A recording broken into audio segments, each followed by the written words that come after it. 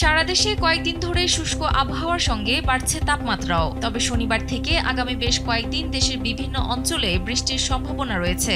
এর মধ্যে ৯ মার্চ দেশের ৮ বিভাগে বজ্রবৃষ্টি হতে পারে। শনিবার আবহাওয়া অধিদপ্তরের আগামী ৫ দিনের পূর্বাভাসে বলা হয়েছে, সিলেট বিভাগের দু এক জায়গায় আজ বৃষ্টি অথবা বজ্রসহ বৃষ্টি হতে পারে। এছাড়া দেশের অন্যান্য অঞ্চলে অস্থায়ীভাবে আংশিক মেঘলা আকাশসহ আবহাওয়া প্রধানত শুষ্ক থাকতে পারে।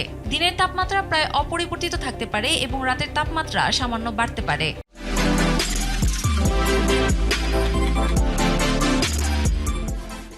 আগামীকাল ৮ মার্চ দেশের ৫টি বিভাগে বৃষ্টি হতে পারে জানিয়ে পূর্বাভাসে বলা হয়েছে, এদিন রংপুর, রাজশাহী, ঢাকা, খুলনা ও বরিশাল বিভাগের দু এক জায়গায় বৃষ্টি অথবা বজ্রসহ বৃষ্টি হতে পারে।